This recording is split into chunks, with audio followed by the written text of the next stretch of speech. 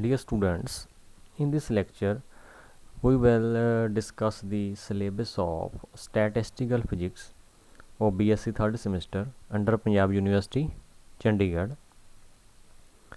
First one is the basic ideas and scope of statistical physics.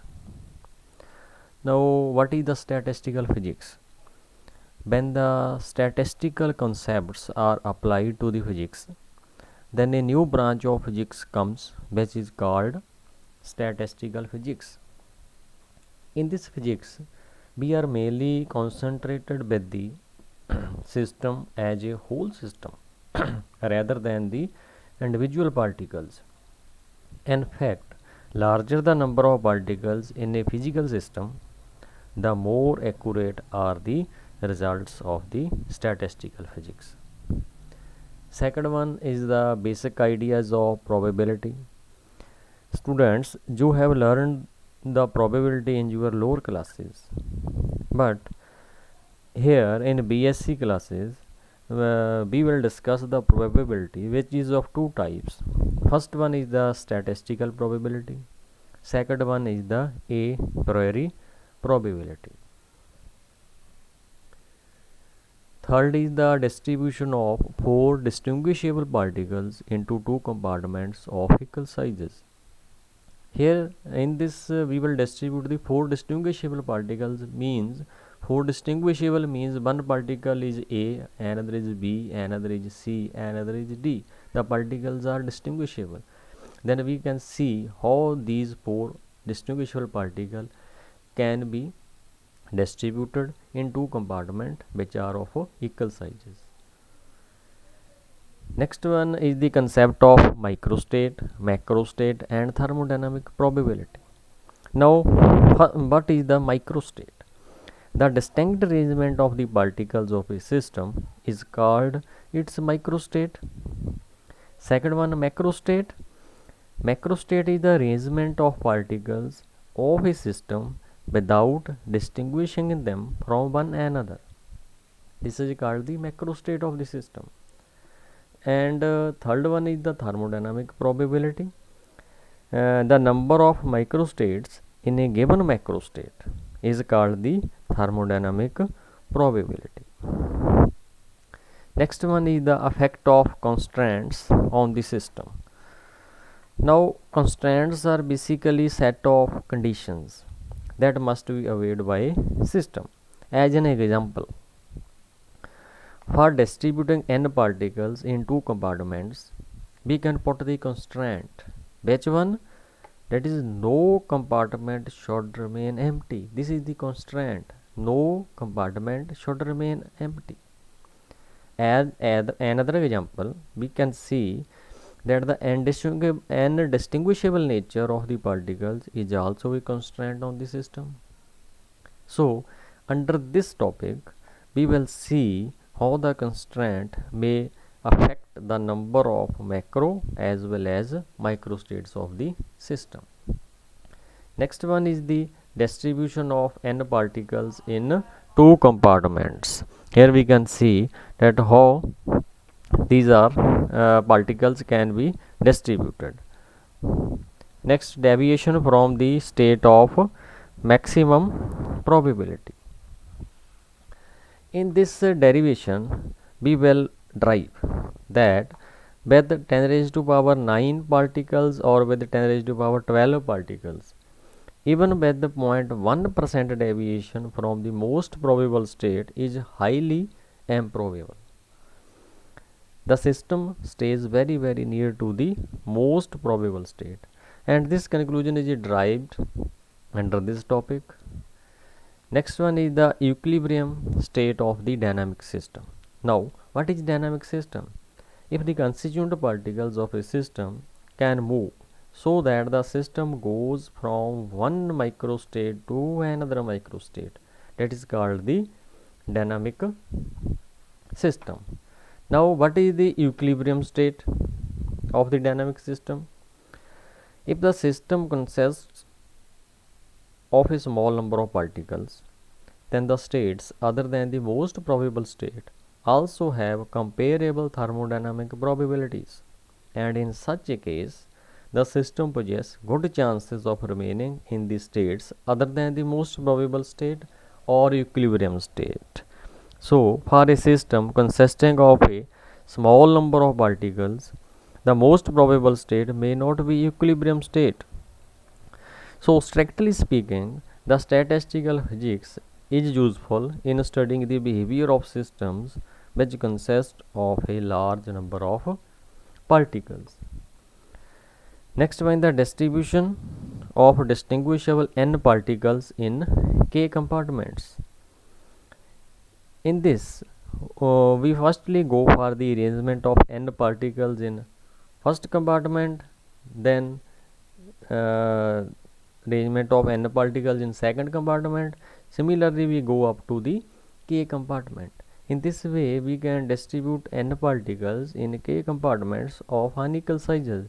Then finally, we will find the thermodynamic probability. And this syllabus is covered in your unit first of the statistical physics. Now we come towards unit second. In unit second, first one is the phase space and its division into elementary cells. Now before defining phase space, first we define the position space and momentum space. First one is the position space, the space in which the state of the constituent particles of the system can be described in terms of position coordinates, that is x, y and z, is called position space. While for momentum space, the space in which dynamic state of the constituent particles of a system can be described in terms of momentum coordinates, that is px, py and pz, is called the momentum space. Now, the complete description of dynamic behavior of a system needs the knowledge of 3 position coordinates and 3 momentum coordinates. So, the space in which the state of constituent particles of a system can be described in terms of position and momentum coordinates is called phase space. It is a 6-dimensional space. So, if a system consists of n particles, then we need 6 n coordinates to describe the behavior of a system in the phase space. Next one is the basic approach in theory statistics. Now, in statistical mechanics, it is divided into 2 branches. First one is the classical statistics. Number 2 is the quantum statistics. In classical statistics, it is also called Maxwell-Boltzmann statistics. Second one is the quantum statistics. It is of 2 types, that is the Bose-Einstein statistics and Fermi-Dirac statistics. These are the mainly 2 branches of the statistical mechanics, and we will discuss in detail in the next lectures. Third one is the Maxwell-Boltzmann statistics applied to an ideal gas in equilibrium. Next one is the experimental verification of Maxwell-Boltzmann law of distribution of molecular speeds. Here we will describe the experimental verification of Maxwell-Boltzmann law of distribution of molecular speeds.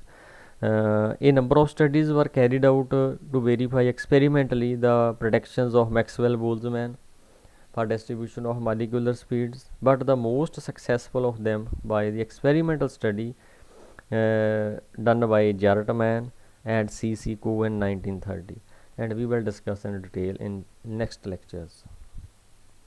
Now, next question is need of quantum statistics, and that is Bose-Einstein statistics or Fermi-Dirac statistics. Why we need quantum? Why we move from classical to quantum? The Maxwell-Boltzmann statistics provides a satisfactory explanation of the distribution of energy among the molecules of gas samples. However, for other systems such as photons in a constant temperature enclosure or free electrons in a piece of metal, For these systems, the ambistatics fails to explain the energy distribution. Now, what is the reason? The main reason for this limitation of ambistatics lies in the fact that the system of photons and free electrons are subject to certain constraints which are not applicable to the gas systems.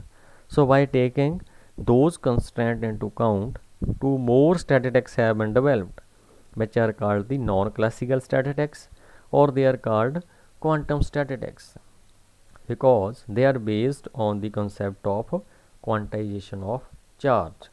In quantum statistics, it is of two types: Bose-Einstein. In Bose-Einstein, the particles are bosons which do not obey the Pauli exclusion principle, while in second one, that is the Fermi-Dirac statistics, the particles are fermions and they obey the Pauli exclusion principle. Next, derivation of Planck's law of radiation. Max Planck obtained the theoretical distribution for the blackbody radiations on the basis of his quantum theory, which is also in good agreement with the experimentally observed energy distributions. And we will derive the Maxwell Planck's law of blackbody radiations under this topic. Next one is the deduction of Wien displacement law and Stephen's law from Planck's law. We will derive these two laws by using Planck law. Now, what is Wien displacement law?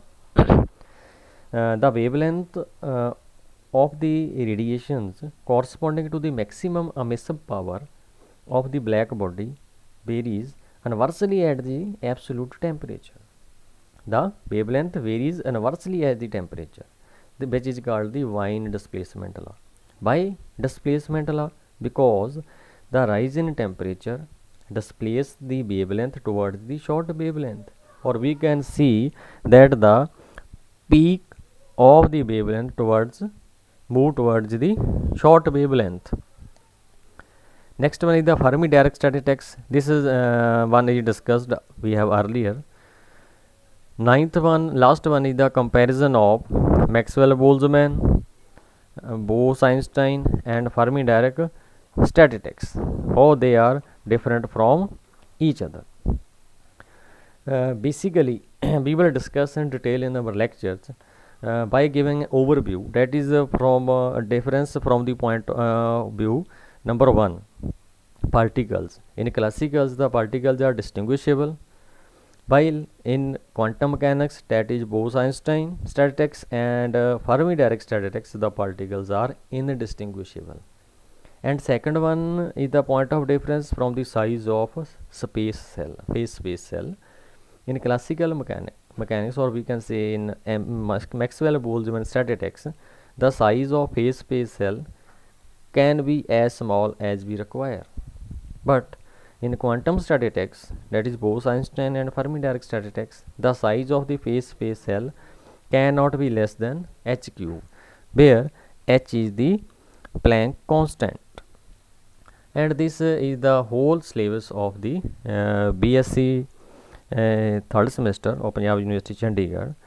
So for further lectures, you can subscribe my channel. Okay, thank you.